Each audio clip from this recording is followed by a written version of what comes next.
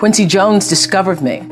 And it's so interesting to me because when I was working as a television newswoman in Baltimore, and really all I wanted to do was be an actress, but I was doing television, and I felt at the time, I can't quit this job because this is what everybody else wants to do.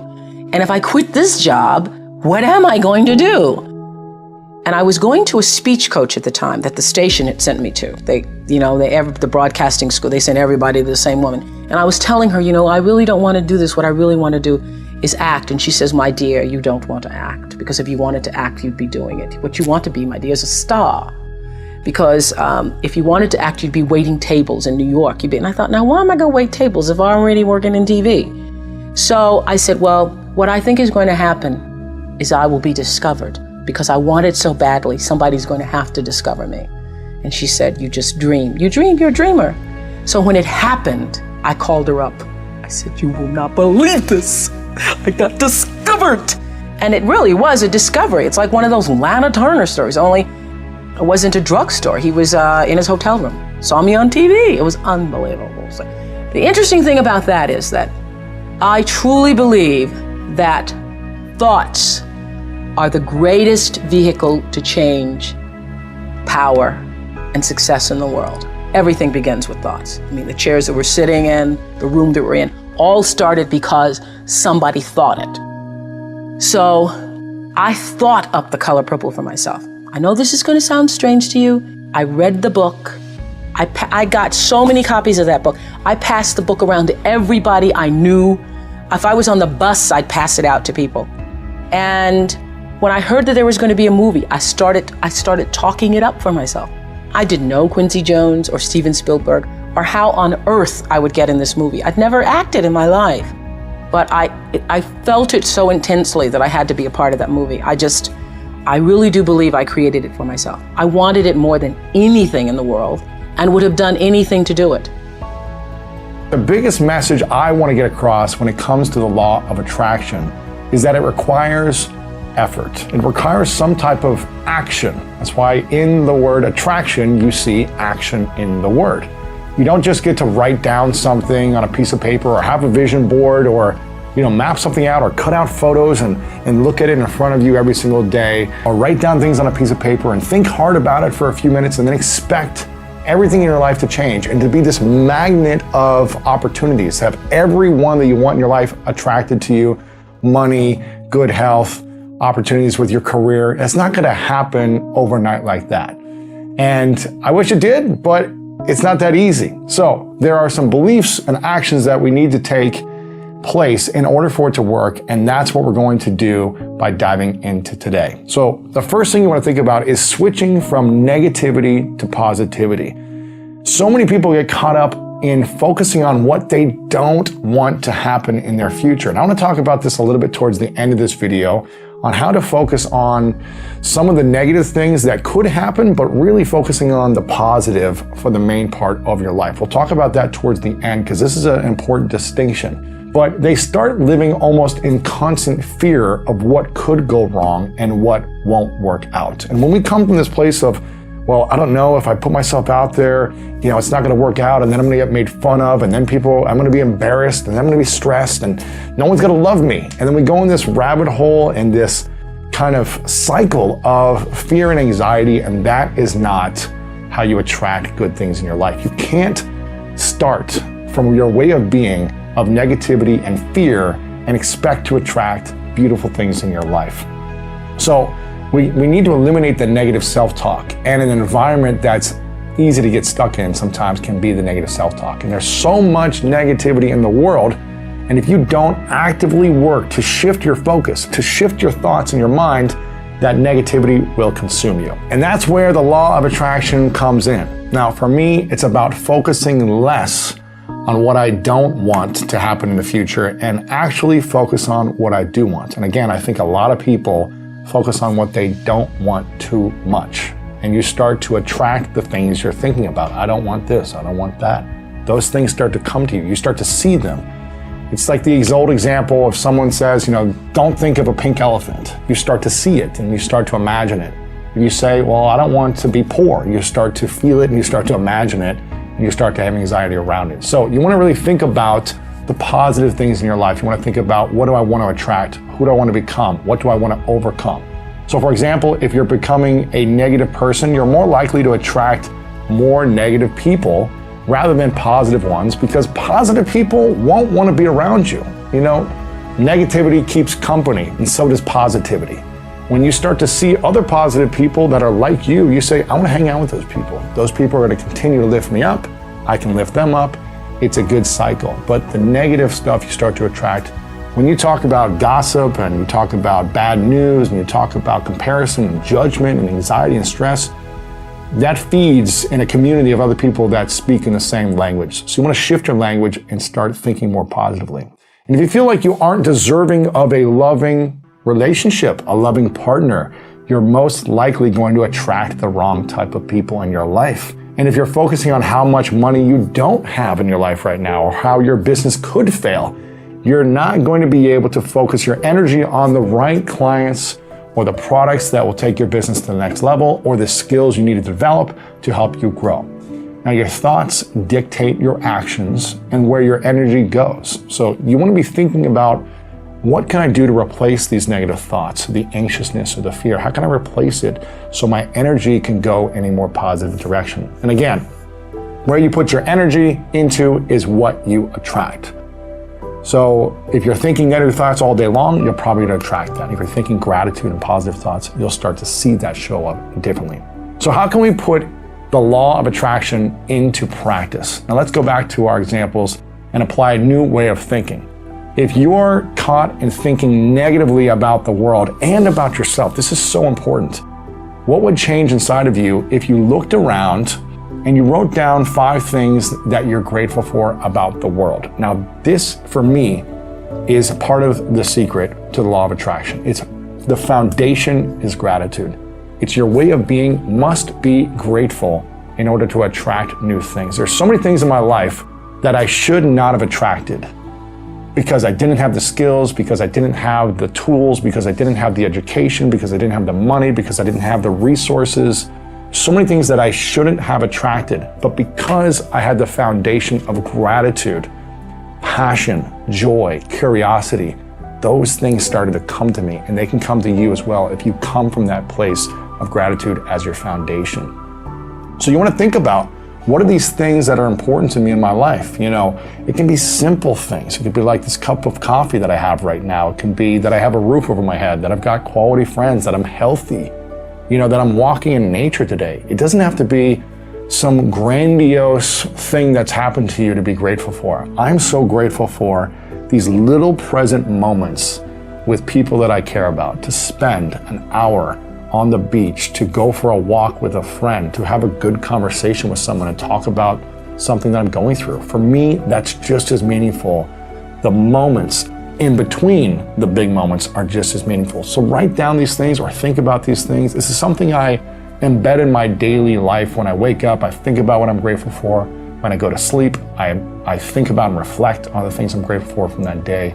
And it's just my way of being for as much as I can. Now, I'm not perfect. I make mistakes, and there's some times I'm negative, but it's something that I try to really focus on as much as possible. So instead of saying that you're not enough, that you don't deserve success, what if you looked in the mirror on a daily basis? I dare you to look in the mirror on a daily basis and say, I am enough, and I do deserve the results that I want to create in my life, because I show up, because I'm consistent, because I work hard, because I care about my work. If you looked in the mirror and you did this consistently for 30 days and you actually used the word action in attraction and you put it into practice on a daily basis towards that growth, I'd be amazed to see what you attract and what you manifest in your life. Or if you felt like you weren't deserving of a loving partner and just kept focusing on the wrong people, what if you said, you know what? I am deserving of a loving partner because I care deeply about those around me, and I'm worthy of feeling deeply cared about myself. And what if you started to change your thoughts and behaviors around yourself and say, I'm not going to keep doing the things that I've always done. I'm going to start showing up differently and love myself, not needing someone else to love me who maybe isn't in the right mindset. And start distancing yourself from those typical patterns that you've had in the past and love yourself first and see what you attract from that loving, grateful place with yourself. Or if you are in a tough financial spot, maybe you're struggling financially and you've been trying to start a business or a side hustle. I've been there. I know what this feels like. It's not fun. For a long time, I was living on my sister's couch and I didn't have much money. It was really stressful. I remember this feeling of being stuck, feeling like I was never going to make any money. And when I was focusing on that feeling of I'm never going to make this money, I feel stuck, I feel trapped, when's this going to happen, feeling this anxiousness, this stress around it, it was really impossible for me to think of creative ideas. It was impossible for me to take action because I was living in the stress as opposed to the gratitude for what I was having in that moment. I should have been focusing on, you know what, my sister is allowing me to stay here for free, so I have some time to learn a new skill. I made $100 this day. I should be grateful for that. Not focusing on what I'm lacking or what I don't have, but what I am creating on a daily basis. And I started to ask different questions around this time, like how can I be of service to other people? How can I add as much value to someone else? Or what are my top skill sets that I can use to my advantage that no one else has? Like, what do I have? I started writing a list of all these different skills that I had. Even when I didn't think I had many skills, I still wrote down a list of the qualities I have, of the skills from the past that maybe I could apply to right now. And when I began asking those types of questions, I started attracting the people who needed my skill sets and services. And I finally started to make more money than ever before because I was thinking about serving others. I was thinking from a positive, grateful standpoint about helping others and starting a side hustle which turned into a business, instead of thinking negatively about not having any money or I'm sleeping on my sister's couch and why is it taking me so long to create this and I'll never make anything from this situation. I started focusing on how can I add value, as much value as possible to this one person in front of me right now. How can I serve them? How can I create for them? How can I connect someone to them that could help them? What can I do to add value and help someone else achieve their goals? Because I think, as Zig Ziglar said, if you want to accomplish all of your goals, help other people accomplish their goals. And that's what I started focusing on. Not what I'm lacking, but how can I give and how can I add value to other people? When you focus outward on service, you start to really attract some incredible things in your life. It's unbelievable, the ripple effect, the domino effect, one person helping another person, how it comes back around to you. If the sun is energy and you sit outside and you're enjoying the sun and it's nice and warm, if you sit long enough, the concentration of energy on your face may cause a little bit of a tan, right?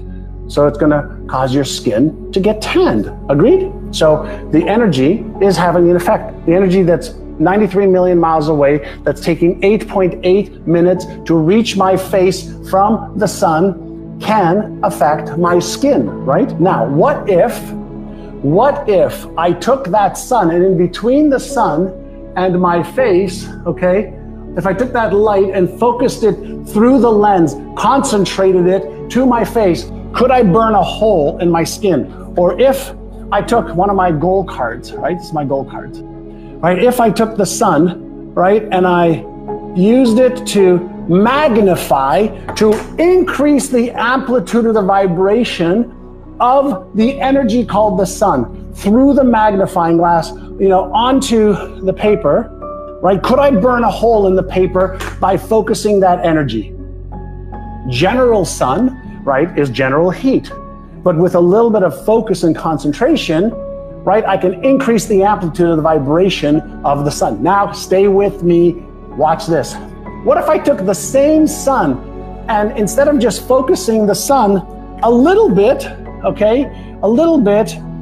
between the sun and the paper, what if I reduced the energy or increased the amplitude of vibration so I can actually get a laser, single photon, same sun, but focused even more highly, okay? Could I use the energy of the sun to create a laser to burn through a piece of steel? Yes or yes? It's not a no, yes or no question. It's a yes or yes answer. Okay. Why is this important?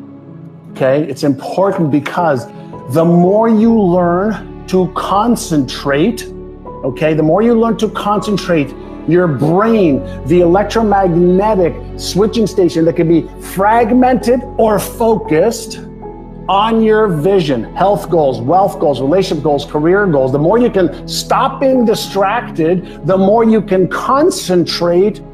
Okay, the most powerful electromagnetic switching station called your brain, right? You activate that left prefrontal cortex. You activate the emotional parts of your brain. You activate the instinctual parts of your brain. The more you learn how to focus on your precise vision and goals and how you're going to achieve it, and then you take inspired action daily, the more you are concentrating this molecular structure called the human being to move towards the goal, but the more you are in resonance with exactly what you want to achieve. So, is it possible that by learning how to do that, you can achieve your goals faster and easier than ever before? And the answer is absolutely. But you know what everybody thinks? Oh, I'm just going to like hope and pray and my goals are going to become a reality. That is just bullshit. So stop fooling yourself, okay? I hope you don't mind a little bit of animation. So in the world that we live in, this is one of the other great laws, the law of cause and effect, okay? The law of cause and effect. For every effect, there's a cause, and for every cause, there's an effect. So if you are thinking positively but feeling negatively, that is a self-fulfilling doom loop. Cause, effect, cause, effect. You have to do, okay, I'm going to type in something right now, S-E-M-P. All right, S-E-M-P, I just typed the word for you. S is you've got to get the spiritual energy, the emotional energy, the mental energy, and the physical energy in alignment. If any one of those four things is out of alignment, that would be like having your dial on the radio station for classical music or jazz or rock and roll or love songs just a little bit off the station. Our universe operates by law and precision. At the physical level, physical laws. At the quantum level, quantum laws. And yes, there's randomness in the quantum field, but it operates at lightning speeds perfectly every time, no exceptions. The Newtonian world is all about the predictable. It's all about predicting a future. But the quantum model of reality is about causing an effect. The moment you start feeling abundant and worthy, you are generating wealth. The moment you're empowered and feel it, you're beginning to step towards your success. The moment you start feeling whole, your healing begins. And when you love yourself and you love all of life, you'll create an equal. And now you're causing an effect.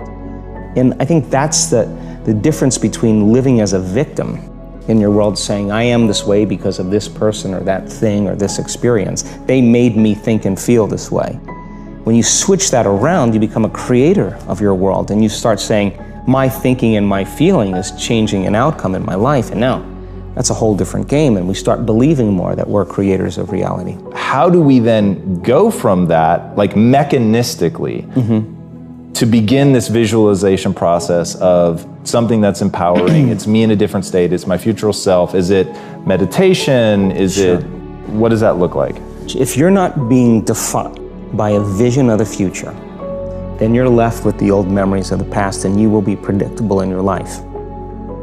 And if you wake up in the morning and you're not being defined by a vision in the future, as you see the same people and you go to the same places and you do the exact same thing at the exact same time, it's no longer that your personality is creating your personal reality. Now your personal reality is affecting or creating your personality.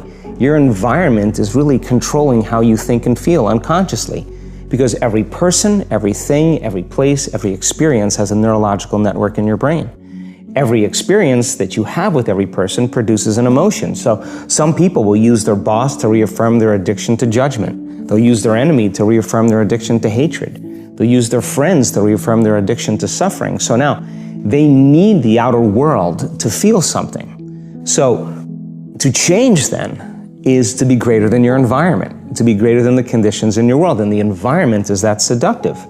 So then why is meditation the tool? Well, let's sit down, let's close our eyes. Let's disconnect from your outer environment. So if you're seeing less things, there's less stimulation going to your brain. If you're playing soft music or you have earplugs in, less sensory information coming to your brain, so you're disconnecting from your environment. If you can sit your body down and tell it to stay like an animal, stay right here. I'm going to feed you when we're done. You can get up and check your emails, you can do all your texts, but right now, you're going to sit there and obey me. So then, when you do that properly, and you're not eating anything or smelling anything or tasting anything, you're not up experiencing and feeling anything, you would have to agree with me that you're being defined by a thought, right? So when the body wants to go back to its emotional past, and you become aware that your attention is on that emotion, and where you place your attention is where you place your energy, you're siphoning your energy out of the present moment into the past, and you become aware of that. And you settle your body back down in the present moment, because it's saying, well, it's 8 o'clock, you normally get upset because you're in traffic around this time, and here you are sitting, and we're used to feeling anger, and you're off schedule. Oh, it's 11 o'clock, and you usually check your emails and judge everybody. Well, the body's looking for that predictable chemical state. Every time you become aware that you're doing that, and your body is craving those emotions, and you settle it back down into the present moment, you're telling the body, it's no longer the mind, that you're the mind, and now your will is getting greater than the program. And if you keep doing this over and over again, over and over again, over and over again, just like training a stallion or a dog, it's just gonna say, I'm gonna sit. And the moment that happens, when the body's no longer the mind, when it finally surrenders, there's a liberation of energy. We go from particle to wave, from matter to energy, and we free ourselves from the chains of those emotions that keep us in the familiar past. And we've seen this thousands of times. In fact, we can actually predict it now on a brain scan. When we stop expecting things to be the way that we think they should be, when we stop forcing outcomes, and when we start allowing what is of the highest good to be our only agenda, our only intention, that's when the universe truly has our back. That's when we can live what it means to surrender. True surrender comes when we stop praying for what we think we need and we start connecting and grounding in what could possibly be of the highest good for all. When we stop praying for what we think we need and we start allowing what is of the highest good for all. So true manifesting is about receiving what is of the highest good for all. And it begins not just with how will I get what is of the highest good, but how can I be open to what is of the highest good? How can I open up my consciousness to release what I think I need and get grounded in what is possible and what is of the highest good, not just for me and my agenda, but the highest good for all. That's the message. So you're doing everything right in that you're open to a spiritual practice, you're willing to grow, you're showing up for your practice, you're reading books, you're doing the work, you're here on Dear Gabby, you're showing up, you're showing up, you're showing up. You're doing a lot of doing, though, and you're also doing a lot of expecting. And so a lot of doing and a lot of expecting are two major blocks to your ability to attract what it is that you want into your life. And so it's the doing that actually creates sort of a manic manifesting vibration, which is, how do I get that? What do I do next? Got to do this thing next, got to do this thing next. And that lacks the belief system that I can be still and I can allow. That's number one. Number two, being in the expectation of what you think things should be is another block to your manifesting power and your super attractor power, which is what I call it, because your expectations are limiting the possibilities. Your expectations are limiting the highest good, as this card says. So when we start to pray for what is of the highest good, rather than intend and pray for what we think we need, that's when the universe can conspire with what it is that is of the highest good for all. So ultimately what's happening is all the doing is energetically blocking, and all the expecting is blocking the manifestation as well, because when you're in this tunnel vision of expectation, it should be this way, I should be further along, I shouldn't be here. What's happening is you're missing the opportunity to recognize where you are, how great things are in this moment, what is possible in this moment, the creative possibility in this moment, the exciting potential in this moment. You're blocking it. I want you to sit on your ass. I want you to stop doing, I want you to start being, which is what you also said. You're actually Dear Gabbying yourself. You said, I want to embody the feeling. I want to embody the emotion. The being is a presence. It's an energy. It's a state. It's not an action. True manifesting does require us to show up for our desires. You got to pick up the phone and then call the job interview, and you have to ask for the date, and you have to do whatever it is that you want to create. But ultimately, the greatest source of power that we have to attract what we want is how we feel. There is a reason many of the great women and men of the world, the great history makers, the great poets, the great philosophers, the great movement makers rose before the sun. There is a magic in the air at 5 a.m. And that's why the 5 a.m. Club is so transformational, because it's the time of greatest quietude, and I believe tranquility is the new luxury on our planet. It is a time of intimate creativity, because you've just been rested. Your brain is fresh. There's very recent cutting edge science coming out now. When you sleep, your brain actually has a mechanism to wash itself. When you wake up in the morning, your willpower is strongest. When you wake up in the morning, you've got a full well of mental focus, and we know that focus in our world is even more valuable than intelligence. And I could go on on the benefits. I mean, you get up at 5 a.m., you've got the world to yourself. There's no crowds. You can think, you can plan, you can care for yourself in a world where so many people are so depleted. And so the 5 a.m. Club really is a game changer. And then it's not just get up at 5 a.m. and, scratch your stomach or stare up at the ceiling. Or look at your phone. Or look at, especially not, I believe you can play with your phone or change the world. You don't get to do both. Yeah. And so the 5 a.m. Club method is based on the 20-20-20 formula. I'm happy to get into it, but that is tell us what it is. That's the revolutionizer. And it started from my experience with working with many billionaires. I've coached many of the most successful financiers and titans of industry for over 2 decades. And one of the things I would run them through is the way you begin your day sets up the way you live your day. And so the 20-20-20 formula that the book is based upon is pretty simple. I go into great detail in the book, but essentially it's from 5 to 5:20. The first pocket is move. And I'm a fanatic about neuroscience. And why do you get up and move? Because you're going to release serotonin, which is going to make you feel better. You're going to release dopamine, which is the pleasure and inspirational neurotransmitter. You're going to release norepinephrine, which will boost your focus. You'll promote neurogenesis. Marie, you can actually grow new brain cells. You're going to increase your metabolic rate. So the way you feel when you first wake up is not the way you're going to feel at 5:20. Second pocket of the 20-20-20 formula, 20 minutes from 5:20 to 5:40, that's on reflection. So a lot of us are busy, but what's the point of being busy if you're doing the wrong things? The billionaires, the great creatives, the people of great impact, the people who live beautiful lives are very intentional. They're very deliberate, they're very conscious. So for 20 minutes, you write in a journal, you can visualize, you can pray, you can meditate, you can simply contemplate how you're going to live your day, what you want to stand for during the day, for example.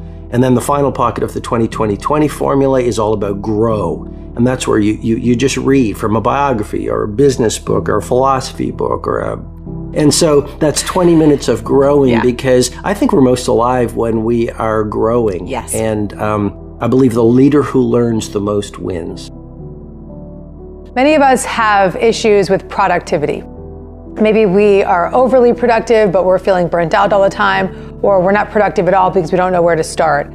I found personally, being in business for myself for the last 20 years, that I have been a little overly productive. I almost did too much, and I was constantly multitasking and making things happen and just moving so fast that ultimately I really burnt out. And I started feeling brain fog. I was feeling disoriented. I couldn't focus. I was feeling like, even though I, for so many years, was priding myself on the fact that I could get so much done at one time, I actually don't think I was being nearly as productive as I could have been. So I hit a bottom recently with this productivity overload, and I realized that I had to change my patterns. I had to change my ways.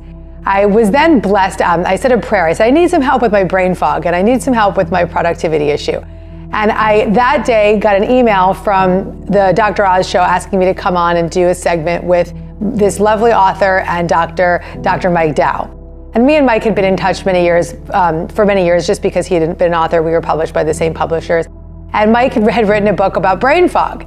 So that day, I'm like, thank you, universe, you're giving me exactly what I need. I go on Dr. Oz with Mike, and I'm backstage with him, and I'm like, listen, I'm feeling so chaotic, and I'm multitasking so much, and I feel like I've got brain fog, and I'm forgetting things. And he looked at me and says, how much are you doing at one time? And I said, oh, Mike, I'm doing 1,000,000 things at once. I have 1,000 tabs up on my screen. And he's like, these are big brain no-nos. And they're also productivity no-nos, is what he said. Because he said that the more I try to do and the more I try to multitask, the less I'm actually getting done. So he gave me a tip that I want to share with you that has changed everything for me. And his suggestion was to just do 5 things a day.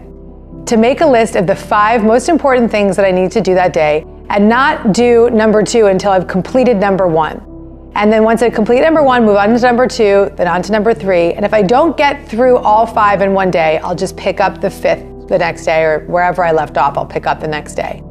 And to really stick to that list and not move back and forth and not try to make 1,000,000 other things added onto that list, and just be really committed to that 5-task list. I did it. I started to just be very clear about the 5 things I was doing in a day. I told my team. I made a list in my base camp, which is where we keep all of our notes. And I made it really clear to myself, these are the only 5 things I'm doing throughout the day. As a result of making it super clear and conscious to myself that I was only going to do 5 things, I have been more productive. I have created more. I have been more intuitive. I have been more inspired, and I've been more creative. I've been really working on getting honest and telling the truth and being forthcoming about how I'm feeling. I know this is something that can be very squirrely for people. We can get really hung up about actually saying how you feel and telling the truth. But when we don't tell the truth, we actually stifle our energy, we create toxic relationships, we carry resentments, and it builds up and builds up and builds up. So I've gotten into the practice of just radically telling the truth wherever I am, however I need to be authentic and truthful about what I'm feeling. But I have a few steps that I think are important that you need to take before you actually give that truth over. Because if you share your truth without cleaning up your side of the street, it'll feel like an attack. It'll feel like judgment. So the process of telling the truth is quite simple. First, take a look at your side of the street. Look at what's up for you. If you feel called to get honest with somebody, what is it within you that's feeling triggered? What is it that's feeling activated? And do whatever you need to do to clear that, whether it be forgiving yourself, forgiving the other person, saying prayers for that other person, sending loving energy to that other person, and clean up the energy before you bring over the truth. Because you don't want to show up with this nasty attitude, because your truth won't be heard. You need to bring your truth with a lot of light so that they can see their light reflected back to them. So the process is really simple. Look at your side of the street before you show up and tell the truth, and then be prepared to get honest from a place of love. If you can tell the truth from a place of love, then you will be heard. And that's when you feel healed, and that's when a healing can be offered up to the relationship. But as long as you're telling the truth from a place of negativity or judgment, it will not be heard and it won't work. I learned this the hard way, unfortunately. But the experience has given me this great opportunity to learn how to tell the truth with grace and power. The benefit of telling the truth is that you start to feel like you're taking care of yourself. You start to feel like you're owning your voice, you're owning your needs, you're protecting yourself when you need to protect yourself, and you're sticking up for what your values are, no matter what. And you're also just really getting clear about what your boundaries may be within certain relationships. And so sometimes people may not like your truth, but you could always trust that if you're sharing your truth from a place of love, you will be heard. Even if they get defensive, even if they get upset, that your loving presence is enough to allow that truth to come through in a very authentic way. The other part that may be very helpful is once you've told your truth, give the person their opportunity to tell their own. Hold that space for them to say how they feel. There's always 2 sides to every story. So speak up, and then allow the other person to speak up, clearing that space for the truth to unfold, and trusting that the truth will totally set you free. My mom has always said this to me for my entire life: the truth will set you free, the truth will set you free. And I believe that we all want freedom. We want freedom from resentment, freedom from anxiety, freedom from fear. And that freedom is available as we start to open up to the truth within us. I once heard a definition of health that made a lot of sense to me. Good health, it said, is having no fatigue, having a good appetite, going to sleep and awakening easily, having a good memory, having good humor, and having precision in thought and action, not being klutzy, being honest, humble, grateful, and loving. How healthy are you? I do not heal anyone. The work I do is to help people understand how their own mental patterns are constantly creating their own life experiences. All of them. The good experiences and the so-called bad experiences. And also how these same mental patterns are contributing to the ease and dis-ease in their bodies. We do not want to be ill, and yet we need every disease we have. It is the body's way of telling us that we have a false idea in consciousness. Our body is telling us we are on the wrong track and need to change the way we think. Every illness is a lesson for us to learn. Please do not just complain, "I want to get rid of this condition." It will not create the healing you want, nor will you learn the lesson you need to learn. This is not a time for condemnation or for creating more guilt. We are just looking at what needs to be released. This is a time for healing, for making our lives and our bodies whole. I know you have within you all that you need to accomplish this. Once we begin to understand this process, we are able to take conscious control of the changes we wish to make in our lives. This is a very exciting process and becomes one of the most important adventures in our life. I believe there is a center of wisdom within each one of us, and when we are ready to make positive changes in our lives, we attract whatever we need to help us. Something inside of you has shifted, and the healing process has already begun. You might even say that to yourself now.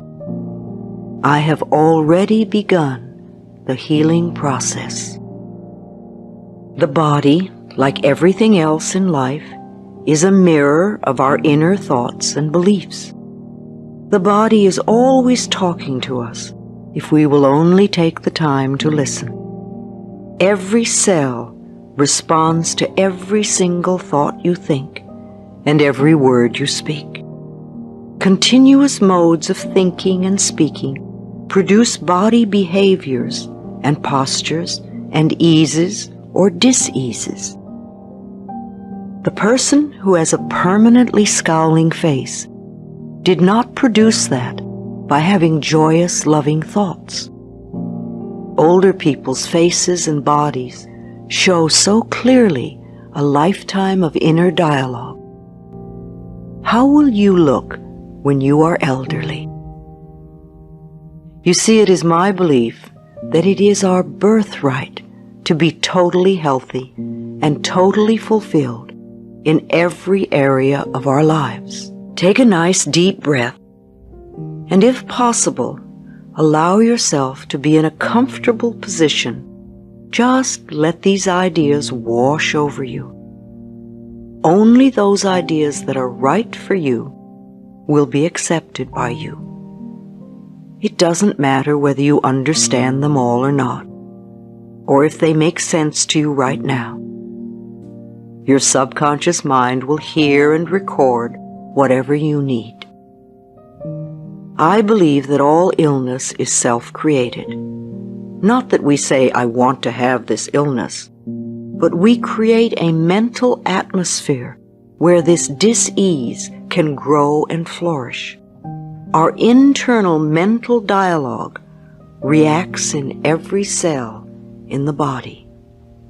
I heard a physician say recently, if the surgeon operates on a patient without doing something to help them change the cause of the disease, then all the doctor is doing is prolonging the life of the patient until the patient can create another dis-ease. You see, we need to do more than just treat the symptom. We need to eliminate the cause of the dis-ease. And for that, we need to go within ourselves where the process of illness began. It is my belief that we are each responsible for every experience in our lives, the best and the worst. We all create our experiences by the thoughts we think and the words we speak. The universe totally supports our internal dialogue. Our subconscious mind accepts as truth whatever we choose to believe. You can say it either way. They both mean that what I believe about myself and about life becomes true for me. What you choose to think about yourself and about life becomes true for you.